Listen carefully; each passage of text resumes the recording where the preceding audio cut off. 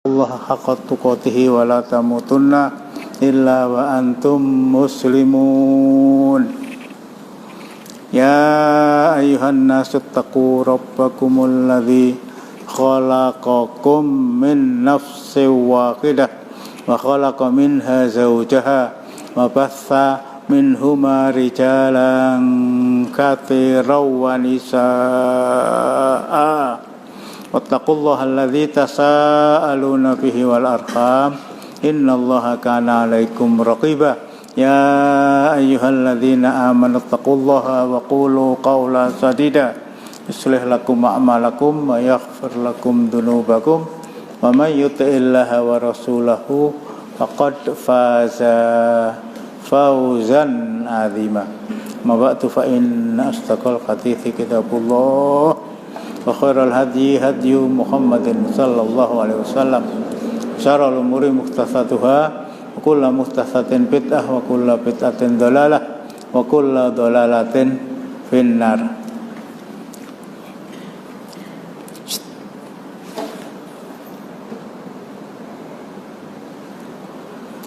Ampun saya enggak? Bismillah.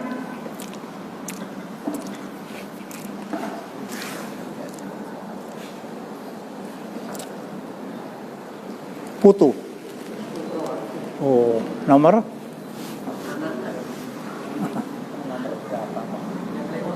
Yo, salah. Apa itu? Oh, alah.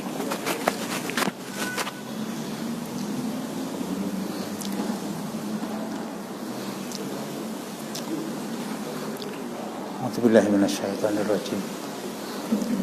Qul innama ana basyarum mithlukum yuha ilayya annama ilahukum ilahu wahid man kana yarju liqa'a rabbih falyamal amalan shalihan wa la yusyrik bi ibadati rabbih ahada.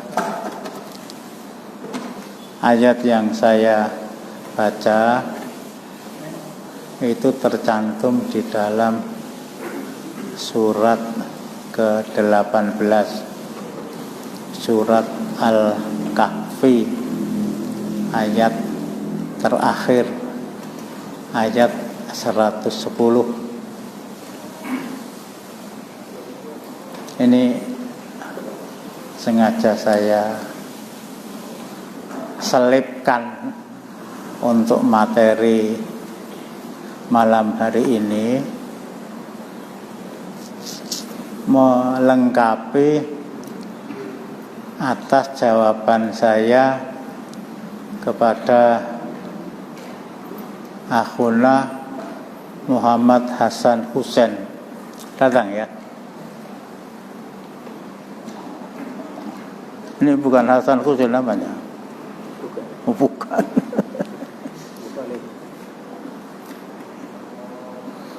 Tentang rambut Rasulullah, tentang gigi Rasulullah, tentang darah bekam Rasulullah yang saya merasa sudah memberikan jawaban secara benar. Hanya saya merasa kurang puas begitu. Jadi seperti yang telah saya sampaikan, bahwa ada salah seorang sahabat beliau, Khalid bin Walid radhiyallahu anhu, yang oleh beliau diberi gelaran Khalid Saifullah. Khalid adalah pedang Allah. Apa kok tertawa apa? Bukan hanya beliau ya, Saifun min suyufillah. Waalaikumsalam.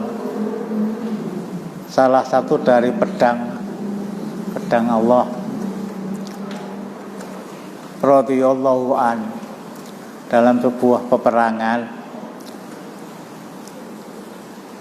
tutup kepala beliau ini jatuh. Musuh yang ada di depannya. Justru dalam rangka untuk mengambil tutup kepala, ya kalau Pak Agus Peci ya Pak Agus, itu beliau rela membagi konsentrasinya separuh kepada musuh, separuh kepada surbannya itu. Mengapa? Karena pada surban itu ada beberapa lembar rambut beliau Rasulullah Sallallahu Alaihi Wasallam. Marake menang rak, nah gitu. Ya sekedar lah ya, sekedar. Kalau saya boleh katakan sekedar bahwa ada rambut Rasulullah dan saya dapati secara tidak saya niati. Lah rambut tadi, karena rambut Rasulullah itu letaknya di atas, lah saya letakkan dalam peci saya. Saya hormati rambut Rasulullah seperti saya menghormati Rasulullah. Sehingga ketika peci saya itu jatuh, berarti rambut Rasulullah ikut terjatuh. Saya harus ambil, saya harus pakai, meskipun taruhannya nyawa. Ini Khalid bin Walid.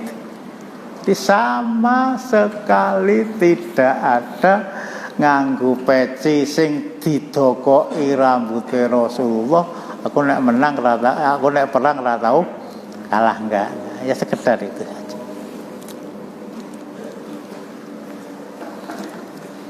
Salah satu di antaranya itu bahwa Rasulullah memerintahkan kita memotong kuku, ya. Meskipun tidak harus setiap Jumat. Bahkan para ulama ya silahkanlah, lebih dari 1 pekan, lebih dari 2 pekan, jangan sampai lebih dari 40 hari.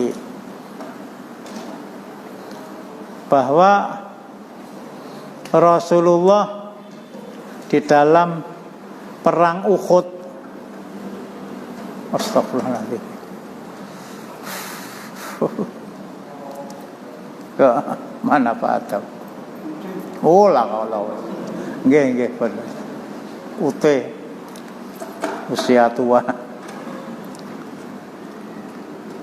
terkena senjata musuh itu, gigi beliau bukan patah, bukan tanggal, tapi patah, coklek.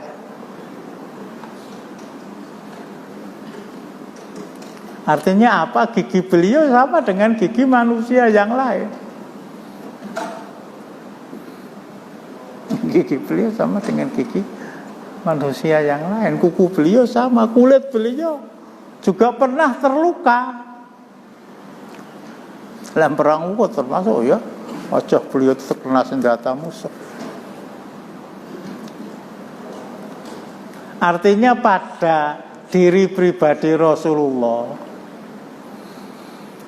pada diri pribadi sahabat Rasulullah, pada diri setiap muslim tidak ada istilah ora tedas tapak paluning pandi, enggak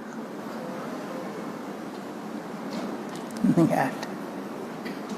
Beliau diracun oleh orang Yahudi, ya akhirnya memang tidak kemudian langsung wafat, tapi para ulama mengatakan Rasulullah itu mati syahid karena mati dibunuh oleh musuh, mesti proses perjalanan racun yang terlanjur bukan ditelan ya. Ada daging kambing yang sangat disukai oleh Rasulullah, paha kambing bagian depan dihidangkan oleh seorang wanita Yahudi. Secara manusiawi beliau ambil, beliau masukkan ke mulut, daging tadi bercakap, saya mengandung racun Rasulullah. Akhirnya ditumpahkan. Ya wallahu alam, ya berapa mili itu masih melekat pada lidah Rasulullah, dan itu tertelan dan itu berkembang. Waalaikumsalam warahmatullahi. Dan itu menyebabkan beliau sakit dan menyebabkan kematiannya. Tidak ada keistimewaan pada pribadi Rasulullah. Tolong dibacakan lagi surat Al-Kahfi ayat 110 tadi. Qul innama ana basyarum mithlukum. Katakanlah, sesungguhnya aku ini hanya seorang manusia seperti kamu. Aku hanya seorang manusia seperti kamu. Apa bedanya?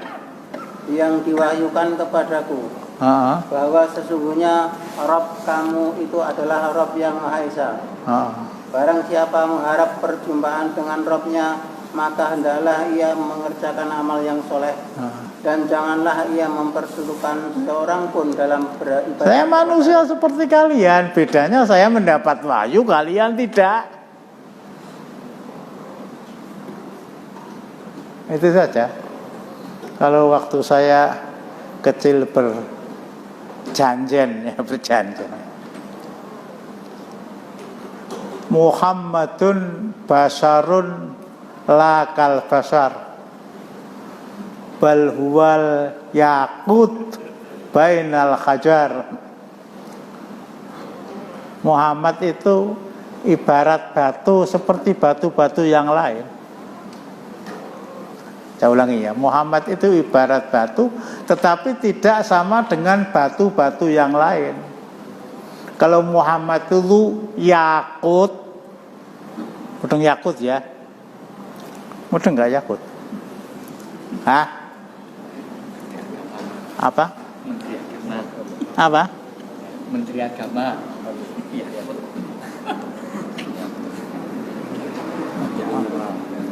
Ya, semacam intan, batu yakut, semacam berlian, semacam mira, semacam. Muhammad itu batu, tetapi tidak sembarang batu. Dia adalah yakut, dia adalah intan, dia adalah tadi batu mulia, sementara manusia yang lain itu batu kerakal di pinggir jalan. Tetapi dalam hal, sekali lagi, fisik beliau ya sama dengan manusia. Waalaikumsalam warahmatullahi wabarakatuh. Sama dengan manusia yang lain. Beliau juga memangkas rambut beliau. Beliau juga Waalaikumsalam warahmatullahi, memanjangkan jenggot beliau, memendekkan. Waalaikumsalam warahmatullahi. Kumis beliau pernah mengalami sakit, bahkan suatu ketika karena ada ketergesa-gesaan pada pribadi beliau mengendarai kendaraan. Waalaikumsalam warahmatullahi wabarakatuh. Waalaikumsalam. Saya agak lupa apakah itu unta, apakah itu kuda. Kemudian beliau terjatuh. Sakit kaki beliau.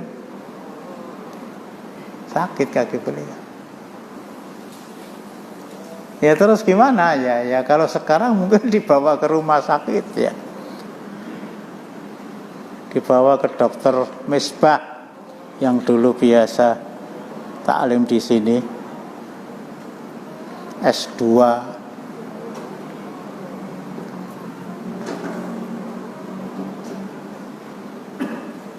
ortopedinya sudah selesai, sekarang bertugas di Tegal. Nah mungkin di GIP begitu ya kalau kita. Ya, Rasulullah sampai ngimami itu dalam posisi duduk.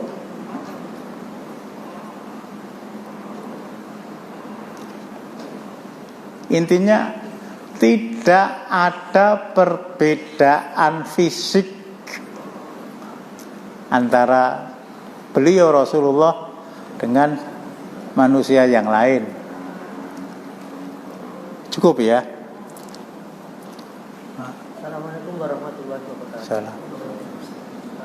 Berbicara masalah fisik Rasulullah berupa mungkin peninggalan, ada peninggalan beliau yang mungkin bisa disebut dalam satu kitab tuh taman surga yang itu disebut Raudhah, yang mungkin kalau kita punya diberikan rezeki oleh Allah bisa pergi ke sana. Apakah ada kemuliaan di sana, Ustaz, atau kelebihan di sana? Apa hubungan fisik Rasulullah dengan Raudhah? Tempat yang beliau bercengkrama dengan istri beliau di sana. Yang pertama ngawur, kedua keliru. Raudhah itu mabaina hujrati wa mimbari raudhatun min riyadil jannah. Tempat antara, bukan istanaku ya, tempat antara, bukan rumahku, tempat antara bilikku, tempat beliau dikubur, dengan mimbar tempat saya berkhutbah itu adalah Raudhah, taman dari taman-taman jannah. Dari sanalah seorang yang ziarah ke Masjid Nabawi dianjurkan untuk bisa sholat di sana, berdoa. Bahkan khusus untuk akhwat itu, tempat akhwat itu mungkin di Polsek sana ya, itu tempat itu diberi sekat. Wah, wis marake minggu omong aku. Diberi layar setinggi 2 meter di mana orang tidak bisa melihat. Kepada wanita-wanita diberi kesempatan untuk masuk ke Raudhah di mana laki-laki tidak boleh masuk, untuk merasakan paling tidak sholat 2 rakaat di Raudhah. Ini bukan bercengkeraman di rumah masjid itu terus dianjurkan kepada kita untuk berdoa di sana. Begitu. Nggak ada hubungannya antara fisik dengan Raudhah. Yang lain nggak ada ya. Satu, tidak ada sedikit pun kelebihan. Bahkan saya baca sejarah Teuku Umar, Cut Nyati, Imam Bonjol, Mahmud Badaruddin, Hasanuddin, sampai Pangeran Diponegoro, sampai Patimura, sampai Untung Suropati, sampai Trunojoyo, sampai yang di Kalimantan Pangeran Antasari, itu tidak memiliki ilmu katigdayan yang cerdas, tapak paluning pandeng. Yaitu cerita itu kita dapatkan pada ceritanya Nogososro, nyambung teran Nogososro Sapu Inten. Gini ya Pak, terus kami ya. Ini tapak suci kalau beliau.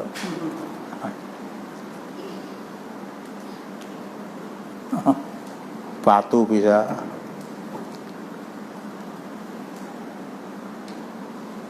Tapi pada diri beliau kalau saya dapatkan kisah ada sifat kandil itu ya. Tadi saya katakan orang cerdas tapak paluning pandai itu, saya cuma ya mendengar cerita saja, nggak sempat nonton film Janur Kuning. Lihat Pak Rosid itu. Ada yang lihat? Ada. Siapa itu? Wah, Komarudin. Ya kalau dia memiliki sifat kandil tadi ya, kita husnudzon berangkat dari kurang sempurnaan akidah Islam yang diajarkan para ulama kita kepada beliau-beliau yang bersangkutan. Bahkan dalam perang kemerdekaan, Waalaikumsalam Pak Kamto, itu ada namanya Jenderal Bambang Sugeng. Ceritanya terkenal itu.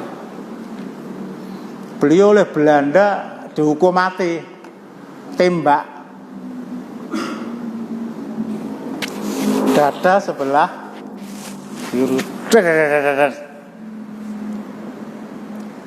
Belandanya kaget setengah mati.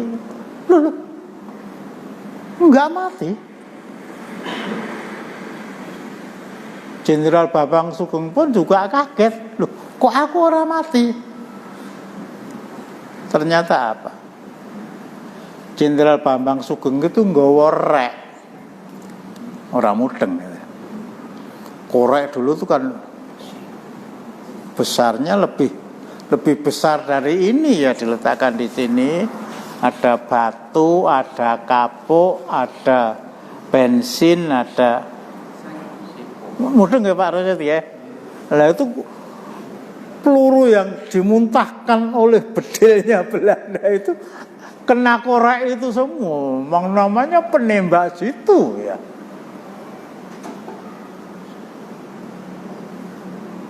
Justru penembak itu lari, bukan karena sifat kandel, tapi sifat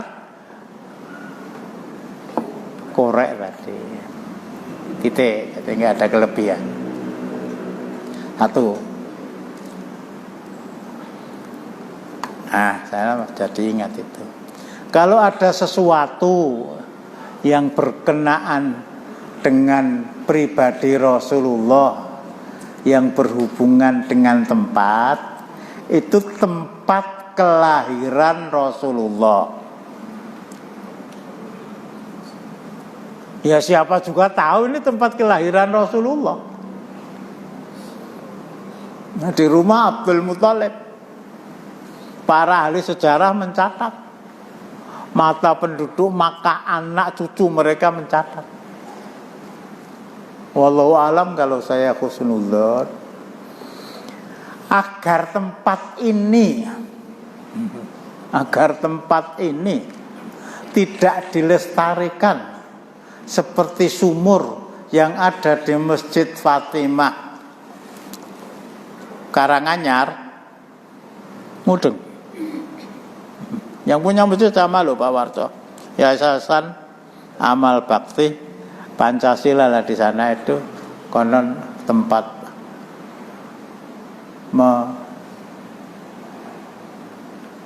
nek ngubur dudu wong mati, nek ditimbun dudu uwuh berarti ya. Tempat untuk ya sudah untuk menghormati, mengubur ari-arinya ibunya Tommy Soeharto itu, Bu, ora apal. Tin lah itu ada ya, supaya tidak seperti itu, apalagi dikeramatkan. Tempat itu dijadikan sebagai perpustakaan. Saya terpaksa pakai kata-kata kebetulan. Yang kebetulan perpustakaan itu tempat yang dahulu dilahirkan Rasulullah Sallallahu Alaihi Wasallam. Waalaikumsalam warahmatullahi wabarakatuh. Oleh Bunda Fatimah bintil Wahab. Enggak ada kelebihan sama sekali. Yang kedua, keilmiahan Islam dibanding dengan keilmiahan agama yang lain. Segala sesuatu yang dikatakan bahwa ini Islam, mesti ada sumber autentiknya. Kalau Al-Quran jelas, surat Al-Fatihah, Al-Baqarah, Ali Imran, An-Nisa, Al-Ma'idah, Al-An'am, Al-A'raf, Al-Anfal, At-Taubah, Yunus, Hud, Yusuf, dan seterusnya.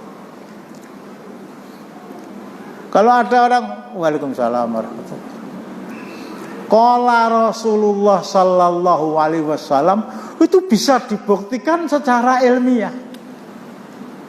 Dari siapa? Dari Anas bin Malik. Rawahu siapa? Rawahu Abu Dawud. Hubungan riwayatnya, sanadnya ada celahnya, enggak sahih.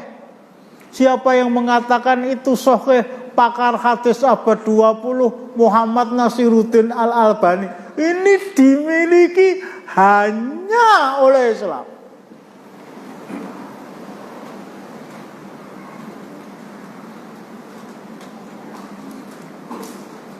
Kata saya ambil contoh yang sepele. Rasulullah itu kalau tidur memiringkan anggota badan beliau ke kanan, meletakkan tangan kanan beliau menjadi bantalnya. Itu ada riwayatnya dan sahih. Kecuali Mbak Min yang ingkarul hadis. Kecuali orang-orang Syiah yang menolak semua kitab hadis, kecuali hadis dari mereka. Ini maaf ya, para orientalis barat itu gedek-gedek.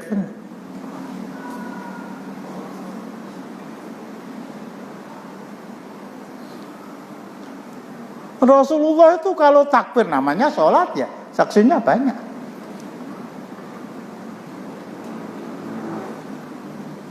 Bagaimana Rasulullah tidur? Bagaimana Rasulullah berjalan? Hatta mandi beliau, hatta wudu beliau. Di satu sisi tidak ada seorang manusia pun yang autobiografinya, yang sejarahnya dicatat oleh berpuluh-puluh buku tebal dibandingkan dengan Muhammad Sallallahu Alaihi Wasallam.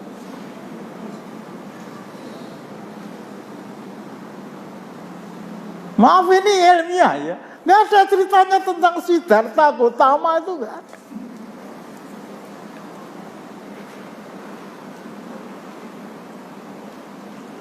Nggak ada ceritanya, maaf ini ilmiah, tentang Isa al-Masih itu nggak ada.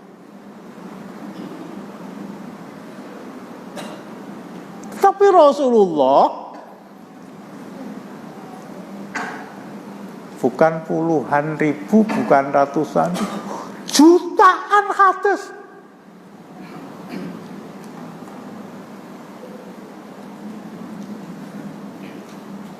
Jutaan hadis. Ya tentu saja sejak yang mutawatir sampai yang sahih, sampai yang hasan, sampai yang dhaif, sampai yang mu'an'an dan seterusnya. Tidak ada satupun kisah tentang seorang manusia yang riwayatnya begitu lengkap dibanding dengan Muhammad Sallallahu Alaihi Wasallam.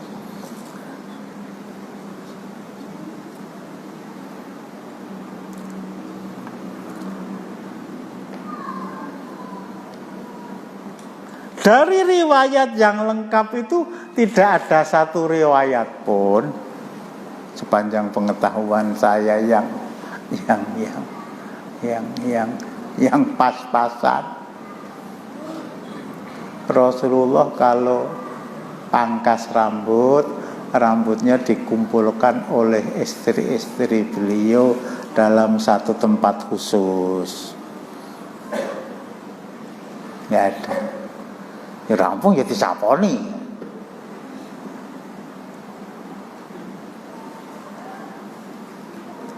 Rasulullah kalau potong, Waalaikumsalam warahmatullahi.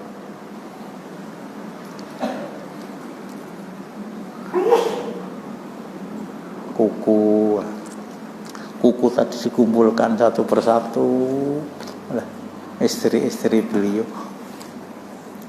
Kalau ini ilmiah, kalau ini Islam mesti ada riwayatnya. Taruhlah ya, Anas bin Malik ini pembantu Rasulullah selama 10 tahun.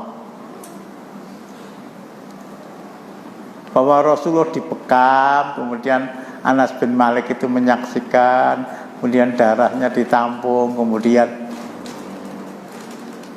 itu enggak ada. Jadi kisah-kisah tentang rambut Rasulullah, tentang darah Rasulullah, tentang bahkan gigi beliau yang patah di dalam perang Uhud, itu tidak ada satu riwayat pun yang menerangkan.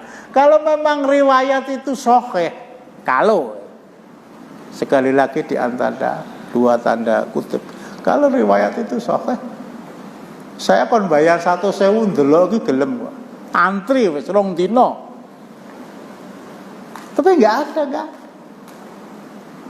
Itu maaf, saya harus katakan cerita ngoyo-woro untuk membelokkan umat dari persoalan Islam yang prinsip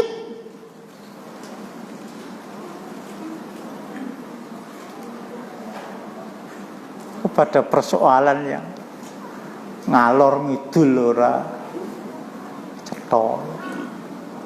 Dan itu banyak sekali menara itu. Ini saya tekankan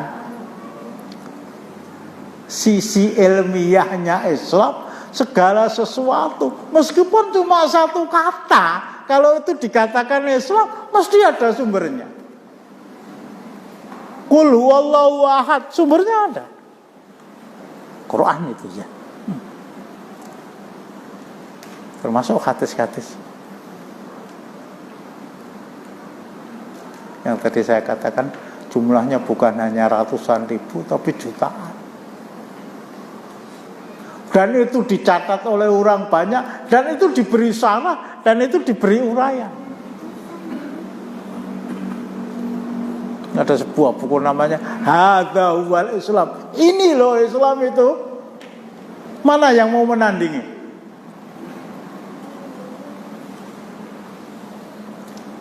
Mana yang mau menandingi? Persoalan yang paling kecil itu mesti ada rujukan.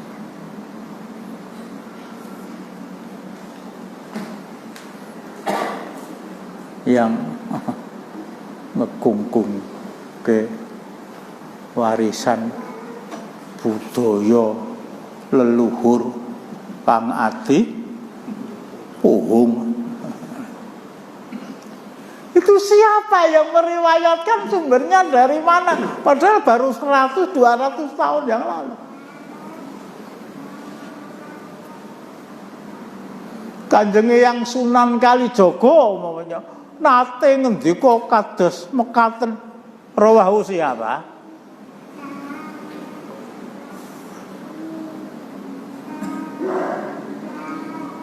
Rawahu siapa? Ini saya bawa kepada Islam yang rujukannya kepada nilai kejawen pun nggak ada. Sumber-sumber ilmiahnya itu nggak ada. Ya Sunan Bunang, Sunan Giri, Sunan siapa lagi? Islam ada.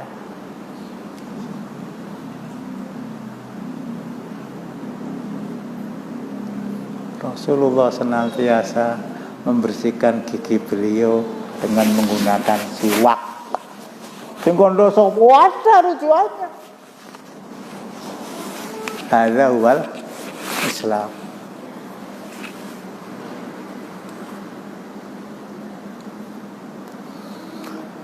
Hadis yang meriwayatkan bahwa para istri beliau mengumpulkan kuku-kuku Rasulullah, rambut Rasulullah, darah bekam Rasulullah, gigi beliau yang tanggal, nggak ada. Selesai. Ini yang pertama. Kalau masalah kisah tentang air liur Rasulullah, bahwa ketika Ali bin Abi Thalib itu kena sakit mata kemudian diludahi kemudian sembuh, dan kisah tentang para sahabat yang mengumpulkan bekas air wudhu Rasulullah, sokeh nggak? Dalam perang, salah satu peperangan, Ali bin Abi Thalib itu sowan kepada Rasulullah dengan jagani matanya yang keluar, jagani matanya yang keluar. Terus Rasul balik, itu mukjizat. Itu mukjizat. Yang itu tidak ada kaitannya dengan persoalan ini. Tetapi juga astagfirullahaladzim, saya kalau ingat nama ini hormat betul. Abdullah bin Ummi Maktum Abdullah bin Ummi Maktum radhiyallahu anhu. Itu buta. Sejak kecil sebelah.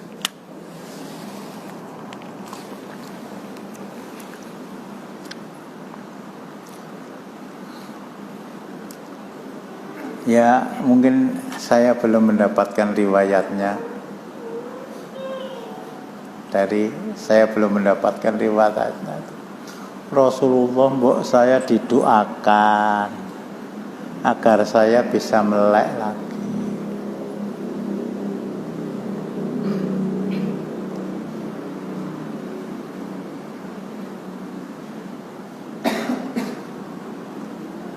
Saya nggak dapati riwayat itu.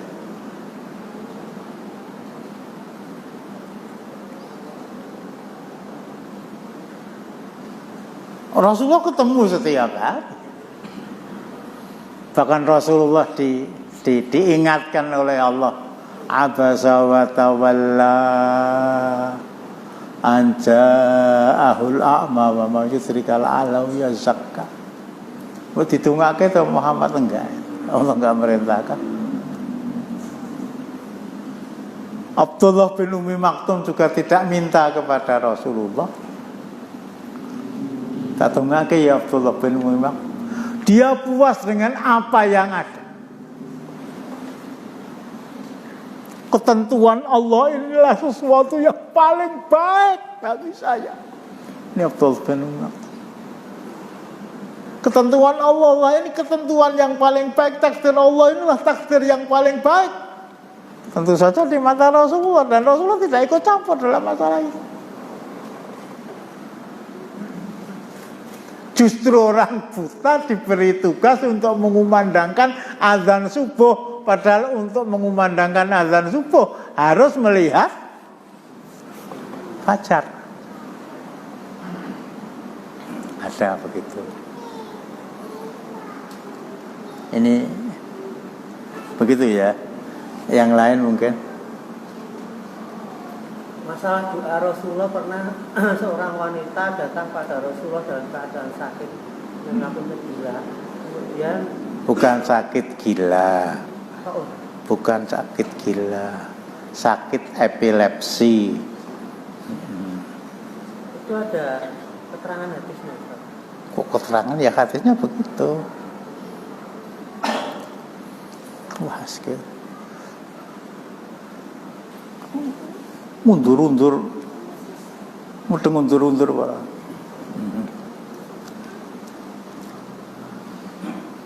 Itu Rasulullah memberikan pilihan ya. Rasulullah memberikan pilihan kepada wanita tadi. Bahasa orang Jawa, pilih swarga donya apa swarga akhirat. Yang berkisah itu Abdullah bin Abbas radhiyallahu an pada salah seorang muridnya, ala urikam ra'atam min ahlil jannah, Enggak meneh ini ya. Maukah aku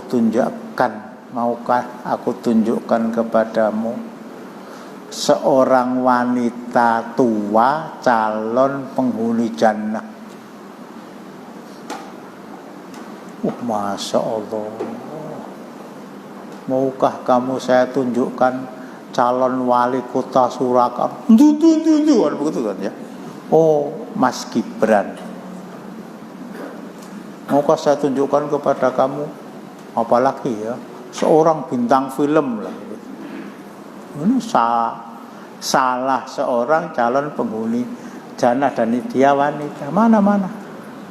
Tilka hiyal mar'atus sauda kele wong tua tur kulite ireng, seorang wanita negro. Atat Rasulullah sallallahu alaihi wasallam faqala ya Rasulullah,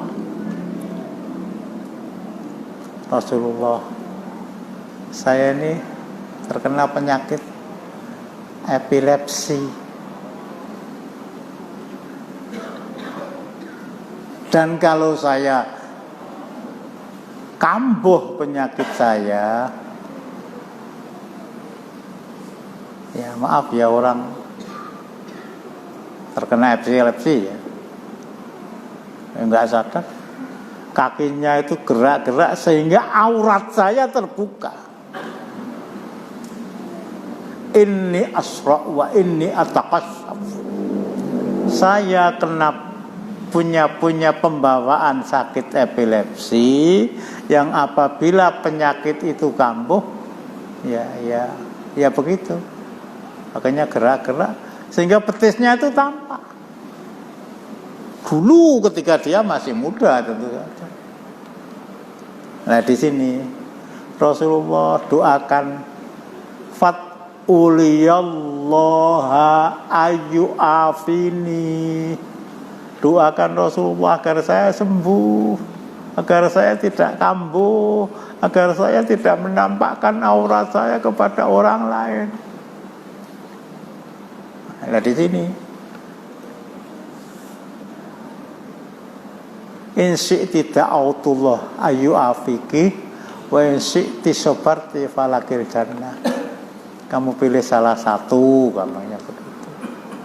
Saya doakan kamu sembuh. Saya doakan kamu sembuh. Ya, urusan kamu ya. Urusan kamu dengan Allah, artinya ya sembuh, kemudian menjadi seorang wanita yang normal, sing lamar pirang-pirang kan begitu ya. Atau kamu sabar. Saya doakan sabar. Kamu masuk jannah. Mari ning akhiratmu aku ora jamin masuk jannah, tetapi epilepsi kamu saya enggak jamin. Bila nanti langsung si Rasulullah tak ngenteni tekek itu kalau kita asbir, saya sabar saja Rasulullah, saya pilih sabar saja Rasulullah, kena epilepsi enggak apa-apa, cuma saya minta doa Rasulullah, kalau saya kambuh kaki saya tidak nyerek-nyerek sehingga aurat saya tidak tampak, dan didoakan. Wong wedok kena epilepsi ya maaf ya astagfirullah. Terus jojo ngarep-arep dilamar wong lanang. Masa depan Anda suram. Tapi ada masa depan yang cerah di mata Rasulullah. Di sisi Allah, apa itu jalan? Bila sabar Rasulullah. Selesai ya.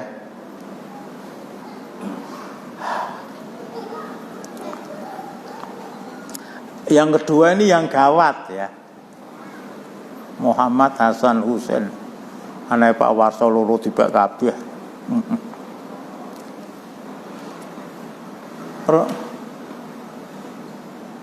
Saya malah kurang dengar yang menjadi penyambung omongan dia itu orang lain. Astagfirullahaladzim. Dan Allah menjaga mulut saya untuk tidak berbicara lebih. Ustadz dapat salam dari Rasulullah.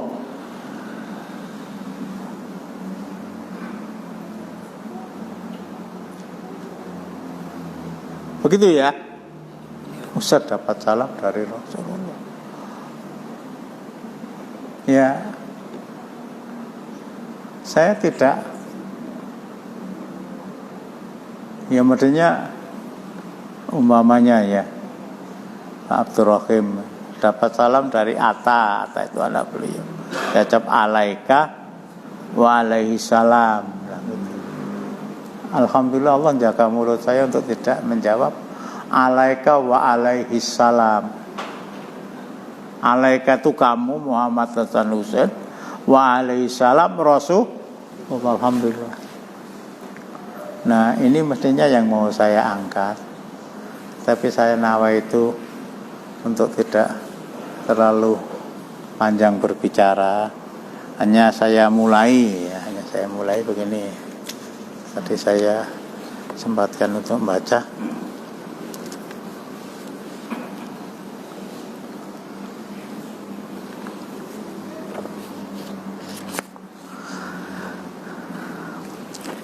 Ini Fathul Bari kumpulan Syarh Hadis Bukhari.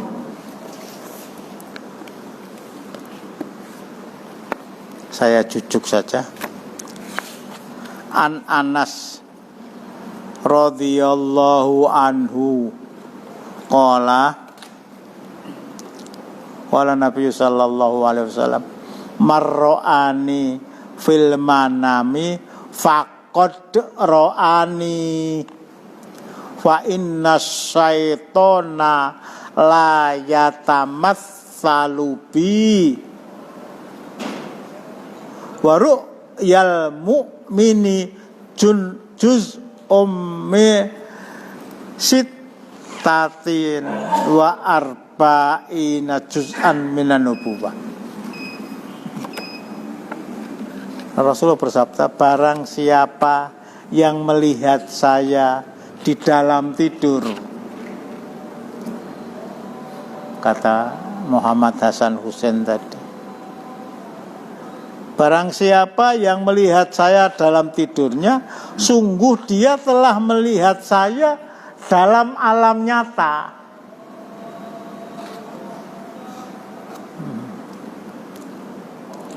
Saya ngazan Pak Ali mawon ya.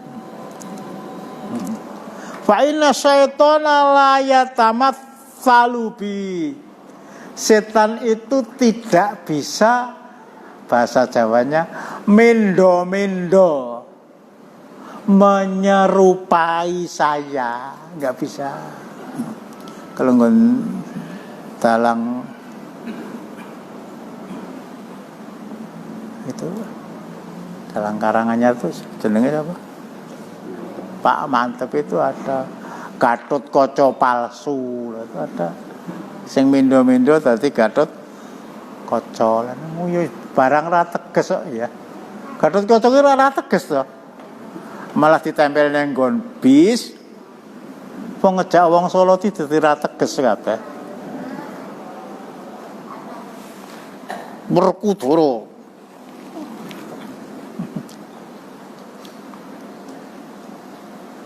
Setan tidak bisa menyerupai seseorang dalam mimpi.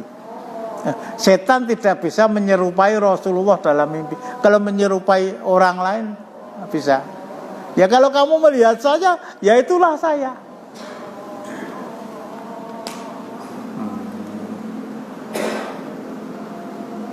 Itulah saya.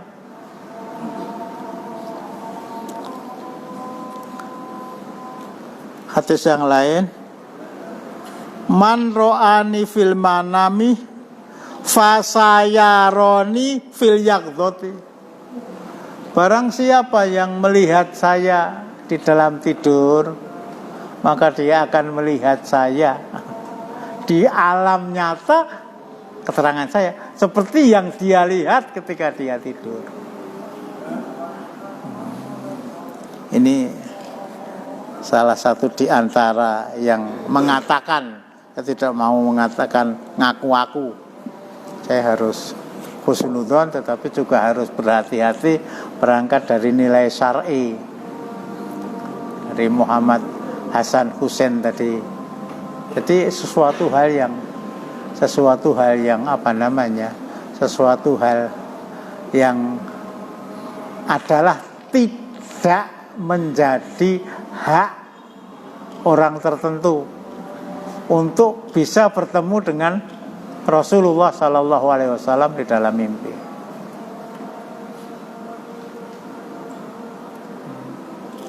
Seseorang bisa saja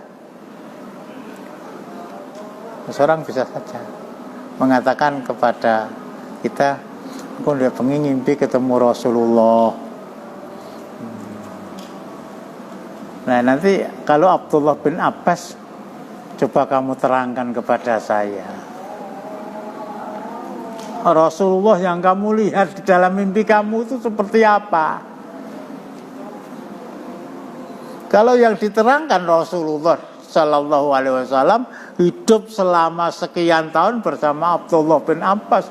Abdullah bin Abbas radhiyallahu anhu itu mensifati Rasulullah sejak dari ujung rambut sampai telapak kaki. Ketika dia menerangkan, dan itu benar, nanti saya bacakan. Oh iya, kamu memang bermimpi ketemu Rasulullah. Kalau dia berbicara yang tidak, ngapusi.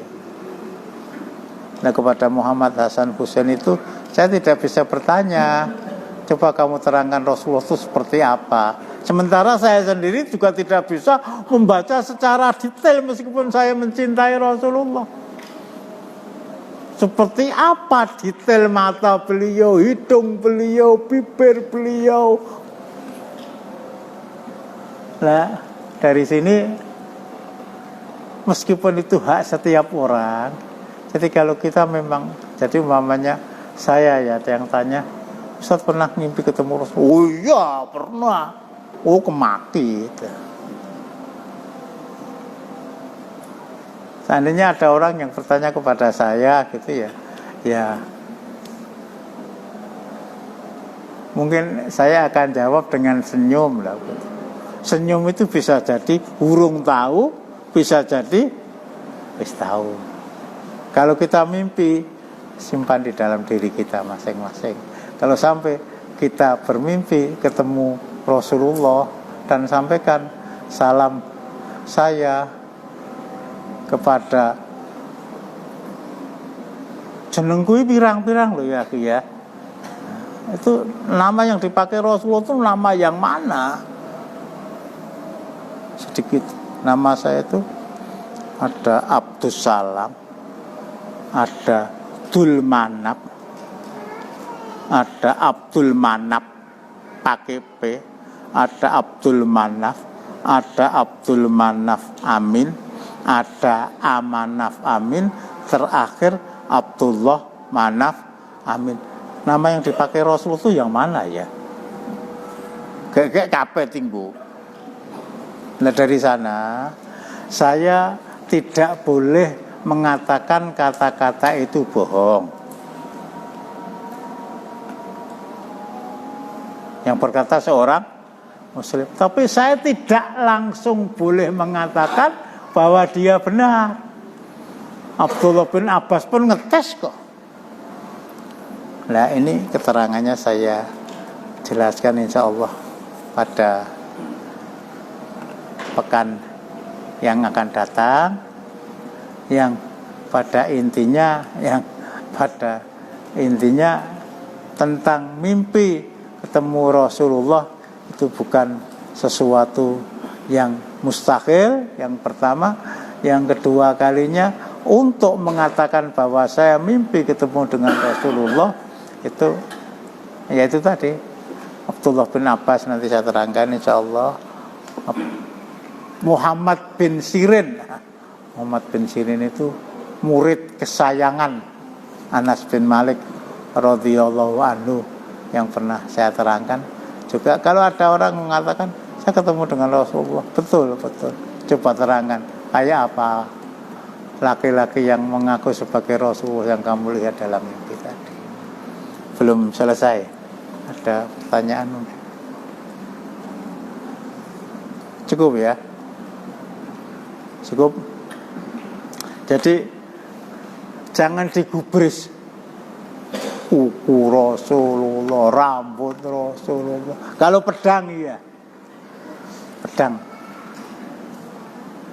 Saya kalau nggak keliru disimpan di Kairo, Zulfiqar. Dan ternyata bukan semua samurai panjang seperti pedangnya orang Jepang itu. Jadi panjangnya cuma sekian. Dan itu bukan pesanan Rasulullah kepada seseorang, tetapi hasil ghanimah yang beliau ambil dari pedang yang dimiliki oleh orang kafir dan bahkan tokoh orang kafir yang terbunuh di medan Badar, dimasukkan Rasulullah ke dalam sumur namanya Abu Jahal.